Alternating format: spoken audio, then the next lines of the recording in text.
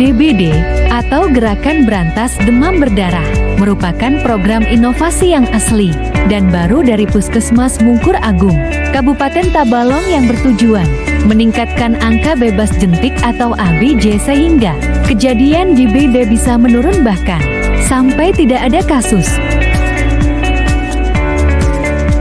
Demam berdarah adalah penyakit yang disebabkan virus dengue dan ditularkan lewat nyamuk Aedes aegypti.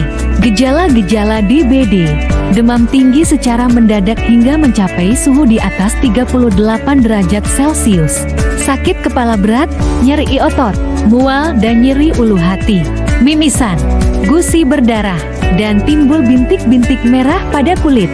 Demam berdarah atau DBD adalah salah satu penyakit yang tidak memandang umur atau dapat menyerang seluruh umur. Hingga pada saat ini kejadiannya terus meningkat setiap tahunnya dan masih menjadi masalah serius di beberapa negara, terutama di Indonesia. Angka dengue di Indonesia terus meningkat. Pada tahun 2022 mencapai 61.046 kasus dan 580 kematian. Sedangkan kasus demam berdarah di Kalimantan Selatan pada tahun 2022 mencapai 1.014 kasus. Upaya pencegahan pun sudah dilakukan, akan tetapi angka kejadian demam berdarah dengue di wilayah kerja Puskesmas Mungkur Agung Kabupaten Tabalong setiap tahun masih ada. Dari itulah diperlukan sebuah gebrakan atau suatu inovasi. Badarudin Kasim, selama tahun 2019 terhitung sejak Januari hingga Maret, rumah sakit ini telah menangani 84 kasus penderita demam berdarah, yang mana jumlah ini mengalami peningkatan dari tahun sebelumnya. Berawal dari keprihatinan masih banyaknya pasien yang dirawat dengan diagnosa demam berdarah di Rumah Sakit Haji Badarudin Tanjung yang berlangsung terus-menerus setiap tahun dan musiman yang berakibat mulai ringan, sedang, berat. Dari situ Puskesmas Mungkur Agung berupaya untuk mengatasi problem tingginya kasus demam berdarah dengan menggunakan pola baru. Sehingga terbentuklah inovasi Geber DBD. Inovasi ini bekerja sama dengan lintas program seperti promosi kesehatan, surveillance, kesehatan lingkungan, dan lintas sektor seperti aparat desa, kader kesehatan, dan masyarakat. Dari hasil penjaringan ide tersebut, terbentuk inovasi Geber DBD yang merupakan sebuah inovasi untuk mengantisipasi meluasnya penyakit demam berdarah, mengontrol dan mengendalikan perkembangan jentik nyamuk di lingkungan warga terutama di wilayah ruang lingkup Puskesmas Mungkur Agung.